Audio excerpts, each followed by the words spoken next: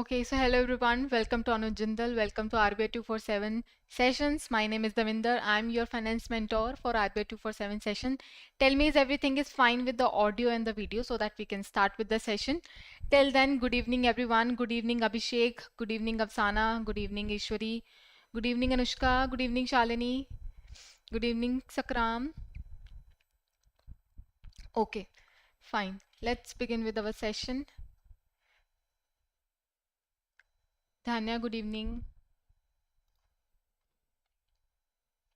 Okay, so in this section, we have three news with us. The first one is related to the RBI, wherein they have issued some notification related to priority sector lending certificates. We will learn what are these certificates, how they are used by the regulated entities, which is banks and financial institutions, and what is the change about these. Okay, then we have one news, very important news related to SEBI raises FPI disclosure limit.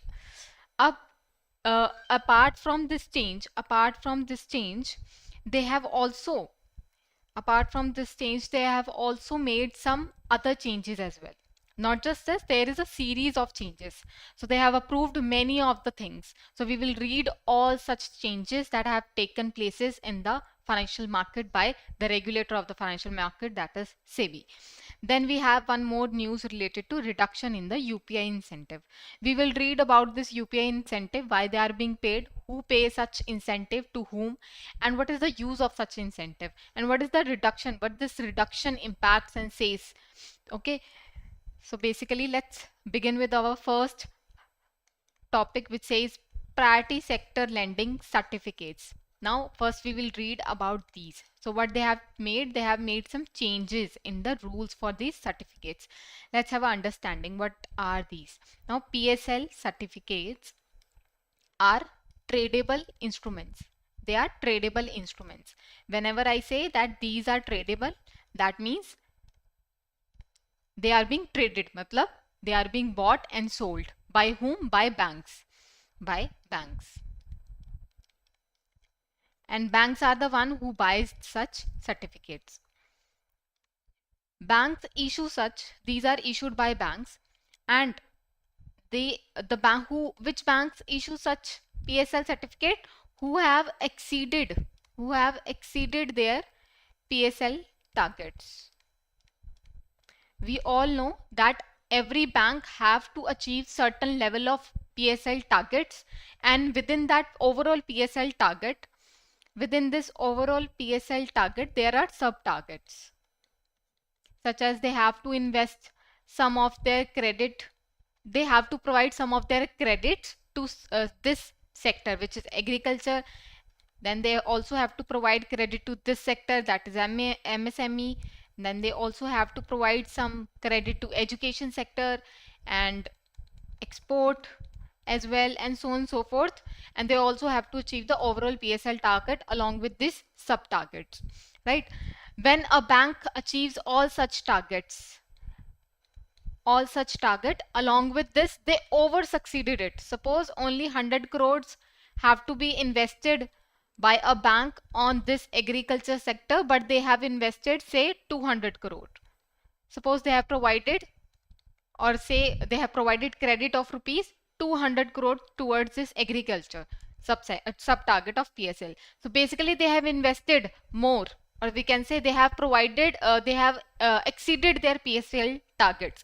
So they can create, we can say, certificate for such PSL target. Then they issue such certificates, right?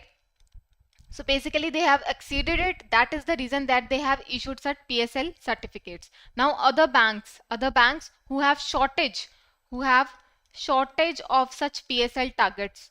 Suppose there is a bank who have shortage in the PSL targets, particularly related to the agriculture. They will buy these certificates from such bank who have exceeded the PSL targets. So basically they are contributing towards this PSL by buying such certificates. So they have shortage of PSL targets and they will buy such certificates. I hope this concept is clear to you. PSL certificates is clear to you. Now what they have done, for the PSL certificates related to these, related to small and marginal farmers. Now, whenever a bank used to invest in such certificates named as small and marginal farmers, they are contributed towards such sub target only.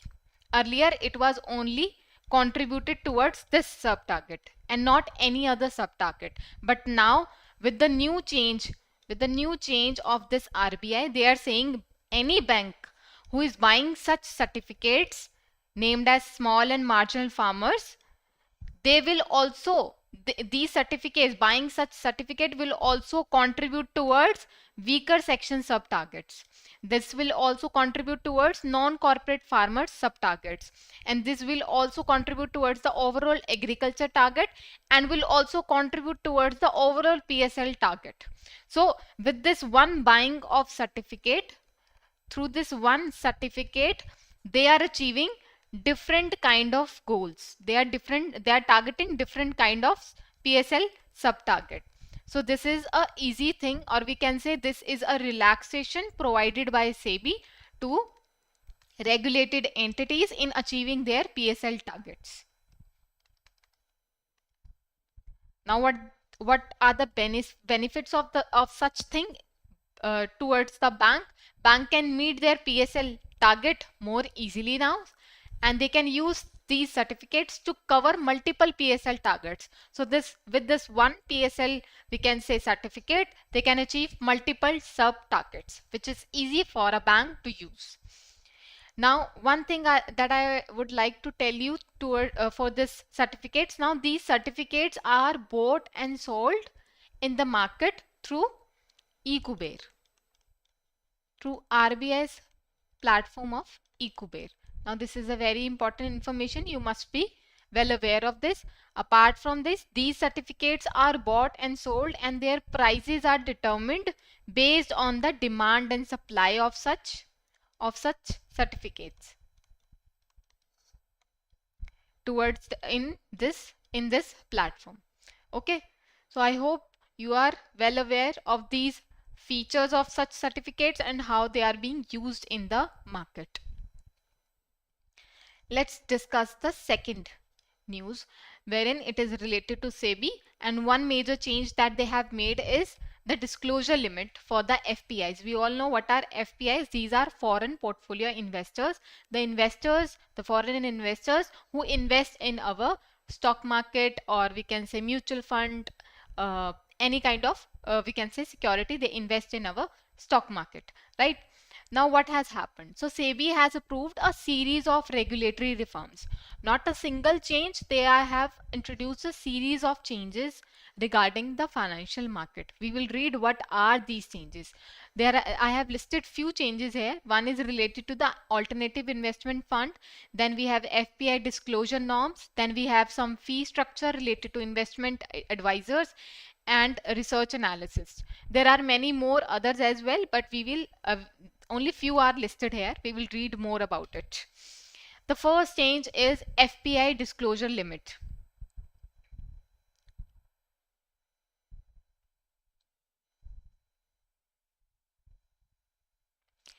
They don't issue they don't issue PSL certificates for themselves. They issue PSL certificates for other banks.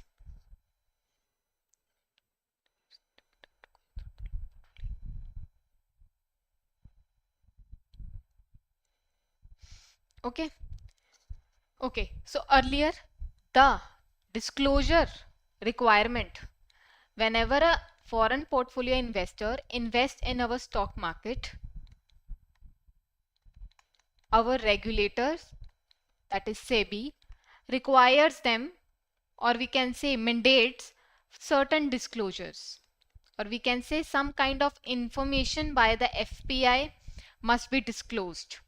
Some details that can include their some personal details, some investment details,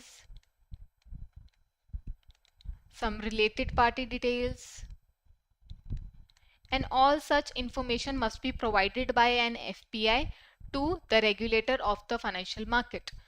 Now these are the compliances. These are the compliances that every FPI, or we can say a certain level of FPI, must provide to the SEBI. These limits were earlier 25,000 crore. Any FPI who have invested in Indian stock market over 25,000 crore, they have to disclose these all such details. Now, because the market trading volume has increased over the period of time, and we can say FPI has invested more and more, and this increased compliances discourages the foreign portfolio investor to invest in the Indian market. The SEBI has relaxed some rules. They are saying now FPI who are investing more than 50,000 crores will be required to provide all such details. Now, the FPI who are investing in the market for 25,000 crore rupees, they are not required to provide such details. So there is a reduced compliances on certain level of FPIs. So with this, they are promoting that only FPIs who are investing huge amount of money in Indian market, only those FPIs are required to provide the details for the same. Now they have increased the limit. This is a very important information. This can be asked in your phase 1. Phase 1 and phase 2. Now you have to remember such numbers. FPI's disclosure disclosure limit has been increased from 25,000 to 50,000. Now what is the aim? Aim is that there is an increase in the trading volumes in Indian stock market. As we can see here, it has almost doubled if we compare it with the financial year 23, and we will compare it with the financial year 25. So due to this doubled, or we can say increased trading volume in the market, we are required to change such limit as well, because we don't want to pressurize foreign portfolio investors with the increased compliances. If the compliances are eased, then we can encourage, or we can say we can promote and attract more and more FPI in the Indian market, which is again good for the Indian stock market, because FPIs provide liquidity to the Indian stock market. Here is the second approval that has been made by the SEBI, wherein they are saying that we are going to set a high level committee, or we can also say that high level panel they have set for review of conflict of interest. Now why they have issued, or we can say why they have set such committee? They have set such committee in order to look at the conflict of interest. Now what do we mean by conflict of interest? When a related party, or we can say the key stakeholder of the company have their personal interest and they prioritize their own personal interest over companies or organizations interest. Now organization has to promote well in order to provide good returns to the shareholders. All the decisions that are being made should be good with regards to the employees of the companies and other stakeholders of the companies. But if any of the key stakeholder is prioritizing his or her own personal interest, we will call it as conflict of interest. Now they have set one committee for reviewing such thing, because this is a very major issue. If we talk about the we can say recent case that has happened in the SEBI, which is related to the chairperson, the previous former chairperson of the SEBI, regarding Pach, wherein the Adani Hindenburg controversy was there. So basically Adani Hindenburg put some allegation on the former chairperson, stating that they were involved in some kind of, we can say, wrongdoings, and that is the reason that such case do not occur in the future. They have set a committee in order to review that, only that the key stakeholders and their interest is aligned with the organizational interest, or we can say organizational goal. So what they will do, that they will ask for the disclosure related to certain details such as their property, how much they have invested, what are their liabilities, and all other related matters respect to the members, including the chairperson as well and other official members of the board. So basically all such detail will be asked.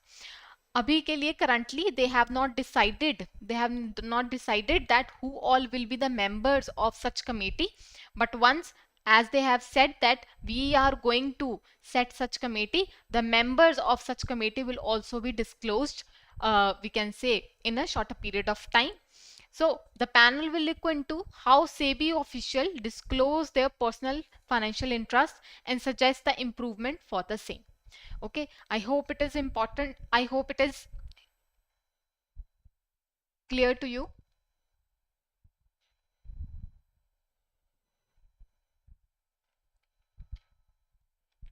So Sakram is asking, is there any particular period of time till PSLCs, that is priority sector lending certificates, are valid? So yes, they are valid for one single year only.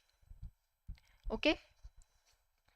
Here come the third, we can say, approval that has been made by the SEBI. So SEBI has made one more change related to the category 2 of AIF.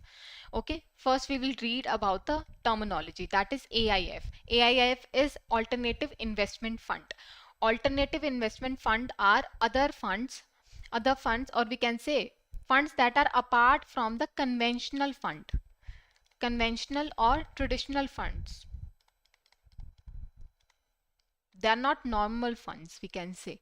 They are specialized fund. They pool money to invest in particular type of fund.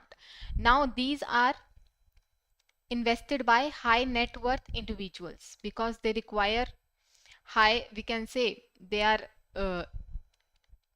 risky as well. That is the reason. And there are three categories of AIFs. There are three categories of AIF. AIF 1 category, AIF 2 category, AIF 3 category. These categories are divided based on where they invest. So if I talk about the AIF category 1, they invest in startup companies.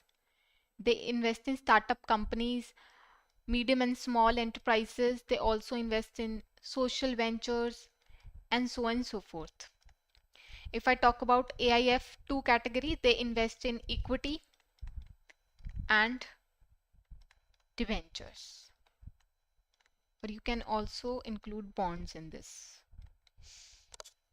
If I talk about AIF third category, they invest in derivatives.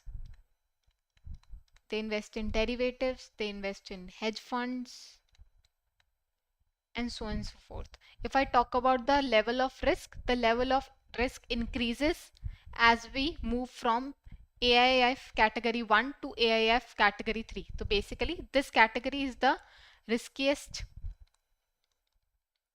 category of funds because they are very the strategy that is required to use, or we can say the skill that is required to use such we can say derivatives are very high.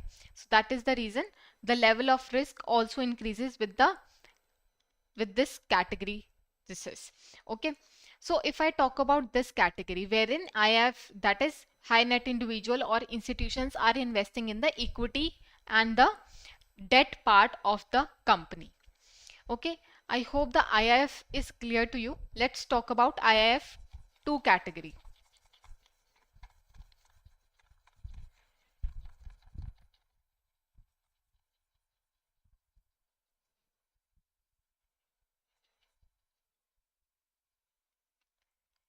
If I talk about the IIF 2 category, they majorly invest, or we can say majorly invest, more than 50% they invest in the unlisted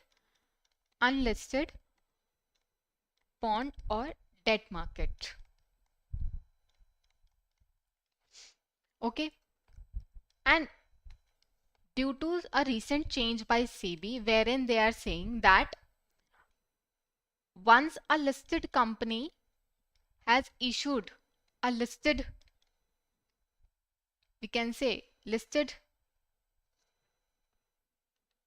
debt, debentures or bond. They cannot list unlisted bond. They cannot issue unlisted bond or debentures in the market. Okay. Due to this recent change by the SEBI, the number of unlisted debt has reduced. As we know, we have a known pattern wherein AIF2 categories are investing huge amount of their money towards this unlisted bond. But now, due to this regulatory change by the SEBI, the number of unlisted debt has been reduced. And due to this they have said that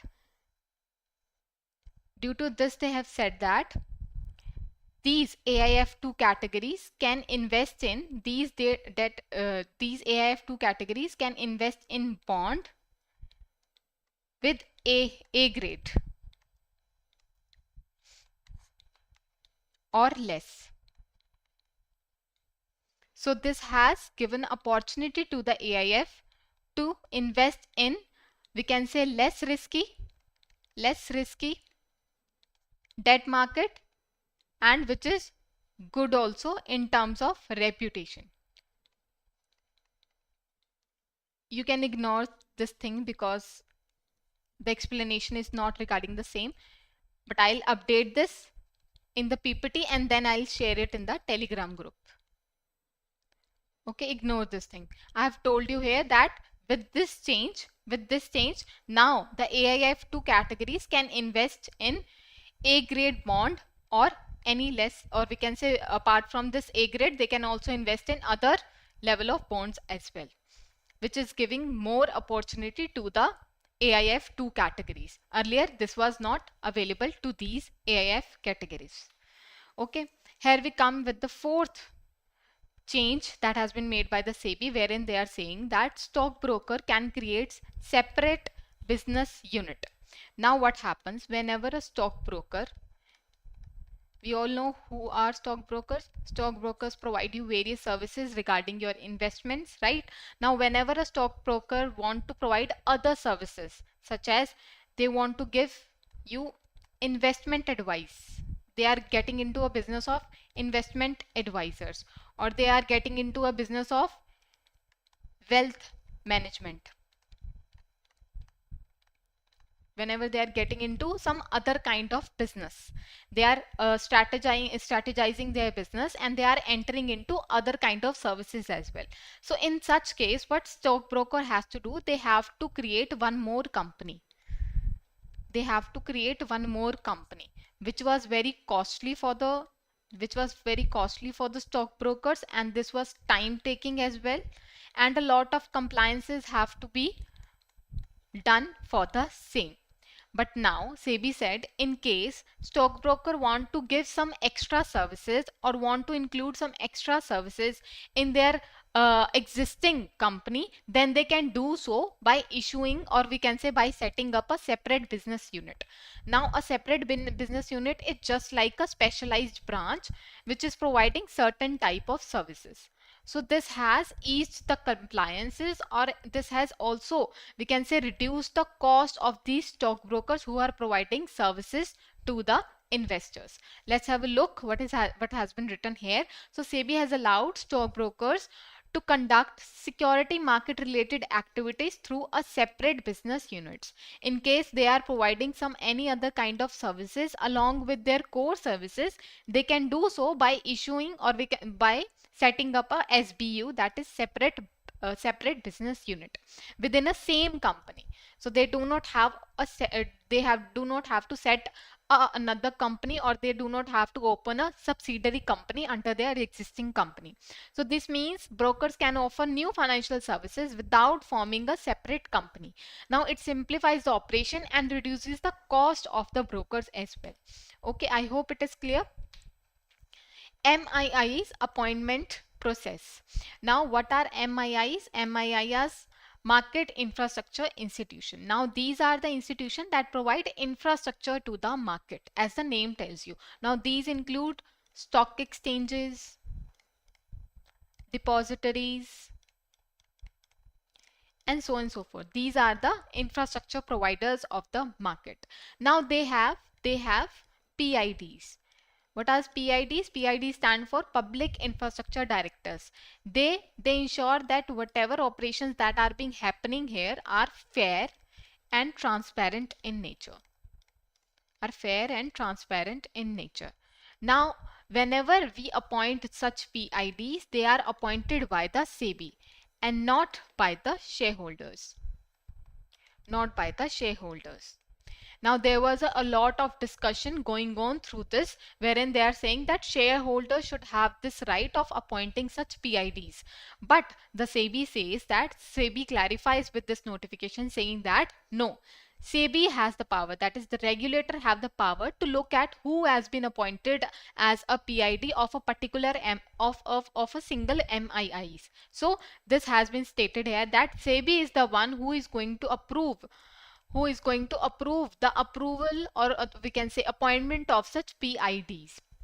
Okay, now there are some other regulations as well. It says that PIDs will still be appointed by the SEBI's proposal, with the SEBI's approval, but they do not need shareholders approval. If MII's board chooses not to reappoint a single PID for the first term, they must clearly state the reason for the same. Okay, in case they are not reappointing such PID, they have to provide reasons why you are not reappointing such PID once again, why you are not giving one more term to that particular PID.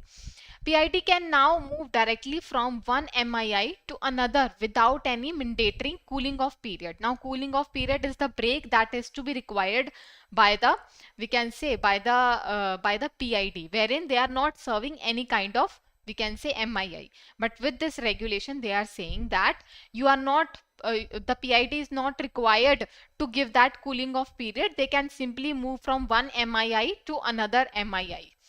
So this is the one rule. Now there are some other rules as well related to such we can say MII appointment process. Now what happened, we have already talked about the PIDs. Now they are talking about other key officials as well. They are talking about the compliance officers, they are talking about the appointment of chief risk officers. Now they are talking about the chief technology officers. Now these are also we can say key stakeholders, and we can say they are the key officials of a particular MII, wherein instead of nomination and remuneration committee, now they will be approved, or we can say their approval will be made by the MMI governing board. Okay, governing board. They will approve the appointment of the important officers. They will appoint it instead of nomination and remuneration committee. I hope it is clear. Okay. Here we come with the third news, which says that reduction in the UPI incentives. If I talk about the UPI incentive, we all know UPI transactions are free, right? They are free of cost. You are not being charged for the transactions that you are making. If I talk about the credit or debit card, there is a particular MDR that is being charged by the, we can say, bank for the merchant. Now these are merchant discount rate. Let's talk about it first. MDR. If I talk about MDR, whenever a bank process the transactions for the merchant, the bank charges some fees. They charge some fees. Say 1 to 2% of the fees is being charged for the transaction that are being made. Now this fees is MDR. The same MDR is not applied to UPI yet. Okay. Now the UPI is being, we can say, is processed by fintech companies and by the banks, right? Now there are no fees charged by such entities to process your transaction. There is no MDR being charged, but they are processing it for you. So who pays them? Who supports them? The government supports them. The government is providing all the incentives to such fintech companies to provide UPI services free of cost to the citizens. Okay. Now they are saying that government has reduced such incentives. They have reduced such incentives from 3,268 crore rupees in financial year 24 to 1,500 crore rupees in financial year 25. So we can see the incentives has reduced from even less than half. So we can see that they are saying that fintech companies are going to suffer from such reduced incentives. Okay, we will read about this in our upcoming slides. So why they have made such change? Because the government want to reduce its spending, and they are working on this agenda by reducing the digital payment subsidies. But the fintech companies are arguing that they are going to impact this change is going to impact their financial stability. This is going to impact the financial stability of the fintech companies who are providing such services to the customers. Right? We already know that credit and debit card include such MDR. There is no MDR on the UPI yet, and merchant do not pay anything on that. So to prevent fintech companies from losing money, the government provides such incentive. We have already talked about. Let's talk about it. So these are funds paid by the government to fintech firms for processing UPI transaction, especially small value payments. So for small value payments such as 2,000 rupees or payment for less than 2,000 rupees, the government pays incentives. This ensures that banks and the fintech firm can offer UPI for free for users and the merchant as well. So this is provided for the small value transactions only in order to promote more and more usage of the digital payment interface for the customers and for the retail investors. So the new incentive structure that has been offered here is 0.15% incentive for the transaction up to 2,000 rupees only for the small merchant. So for the small merchant, they are planning, or we can say they have offered 0.15% incentive. No incentive for the large merchant or transaction above 2,000 rupees. So above 2,000 rupees, they are not ready to pay any kind of incentives. So they are providing a support to the small merchant, but they are not ready to support the large merchant who receives more, we can say, transactions of more than 2,000 rupees. So the large merchants who have a business turnover of more than 40 lakh rupees won't receive any kind of incentives for the UPI. And for these large investors, or sorry, for these large merchant, what would be the impact? Now these large merchant will not use UPI. They will encourage customers to use credit or debit card. Right? Why would they ask for UPI? So they will inherently, we can say, unconsciously, they will ask their customers to use debit or credit card instead of using UPI. So we can see there could be an impact on the transaction that are being made through the UPI, or we can say there could be a reduction, or we can say there could be a reduce in the number of transactions, digital transactions that are being made by the customers or the retail users. So fintech companies are the one who are going to face the challenge based on the financial stability. They may charge the fees from their own end in order to recover their cost of processing the transaction. The large businesses may also prefer the credit and debit cards over UPI. and this may slow down the digital transaction growth as well. Okay, let's have a discussion on the questions. So basically financial the government provides financial incentives to the payment service provider for processing the UPI transaction, especially for the small value payments. The government recently reduced such incentives for the UPI transaction from this to dash. What is the primary purpose of the incentive? So you have to fill the dash as well, and you also have to provide the purpose for the same.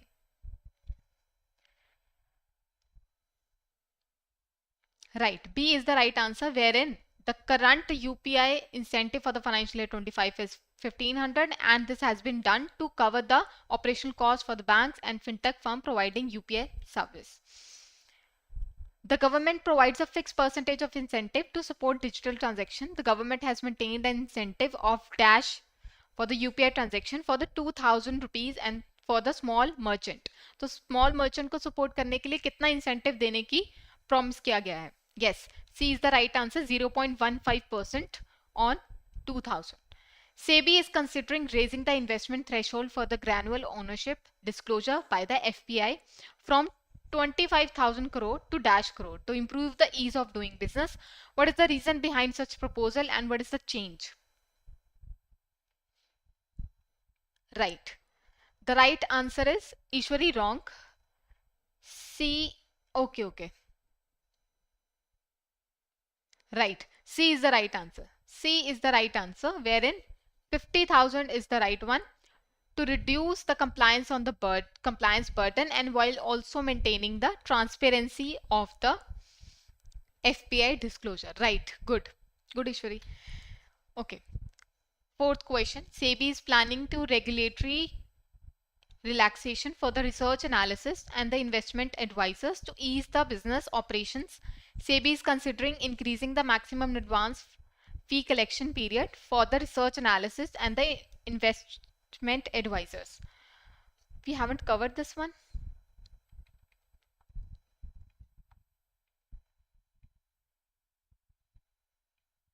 It is not there.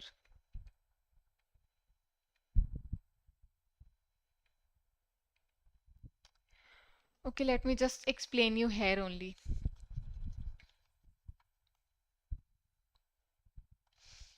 So basically, research analysis and investment advisors are the one who gives you what? Advice for the stock market and for the investment.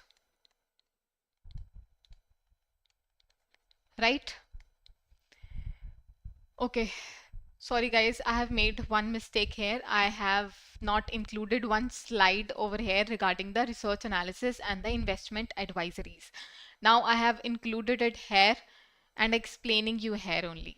Okay, so basically what is happening that here is research analysis and investors advisories कुछ fees charge करते हैं from their investors for providing them services regarding how they advise them regarding the investment, right? All such details are done based on the market trends. So they study the market trends, they study the stock market prices, and then based on such trends, they advise the investors regarding what you can do with your investment. And it is based on the investor whether they would like to invest such suggestion or recommendation or not. So basically they charge some fee. They can charge fee up to 1 quarter RA, and IA can charge fee for say I'm not sure 2 or 3 quarter. So they can charge fee for 3 months in advance, and they can charge fees for this for say 6 months. Yes. It's about fee structure of the research analysis and about the investment advisories, right? Now the SEBI says that this research analysis or investment advisories can charge fee up to 1 year. Okay, instead of 1 quarter or instead of 2 quarter, they can charge fee up to 1 year. Okay, So this ensures what? This ensures financial stability of such important, we can say, participants of research analysis and investment advisor. Yes, 1 year. Yes, 1 year. 1 year tak they can include such thing. They can charge fee. This is the fee structure. Fee structure. I'm really sorry for the inconvenience. I'll include this slide in the PPT and then I'll share it on the Telegram. Okay. I hope it is clear. This was a very small, we can say, change or approval that has been made by the SEBI. Okay. I think now we can solve this question that I have included here. Okay. So they have relaxed such maximum advance fee collection period. Advance fee collection period. So what is the right answer? Right. B is the right answer. From 1 quarter, they can charge up to 1 year. All other options are correct because they cannot charge for 6 months. They can charge for 3 years, no 3 years, no 1 quarter. They can charge for up to 1 year. Okay, fine. Give me a thumbs up. Is everything is fine till now?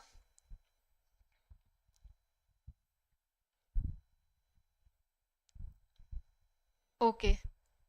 Okay, thanks, Ishwari. Okay, which of the following is not one of the target that PSLC for the small and marginal farmers can now count towards?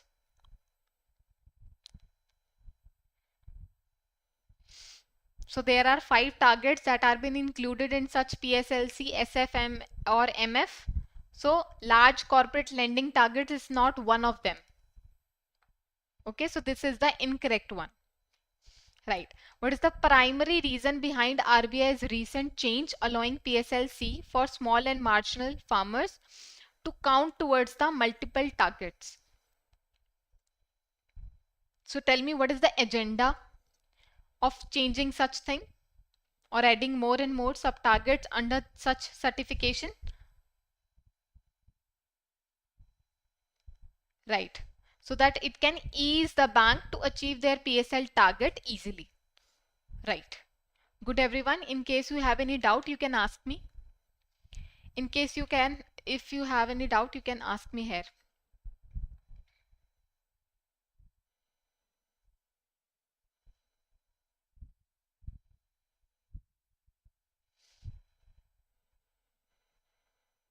Yes, yes. Yes, Abhinav, you are right about this. Non-HNI and Indian resident can also invest in the alternative investment fund. Stakeholders can be a part of the company as well, and shareholders can stakeholders में हम employees भी include करते हैं, right? They are a part of the company. They are in the operations of the company, right? But shareholder doesn't mean that they own the shares of the company. It doesn't mean that they are involved in the day-to-day operations of the company. So one difference एक example के through देना हो कि एक employ share holder भी, एक employ जो होता है वो stakeholder is a part of stakeholder. Shareholder जरूरी नहीं है that it is a we can say operations में भी इंक्लूड हो. It is a part of the company as well, जो ऑपरेशंस में day to day decision making में part ले रहे हैं.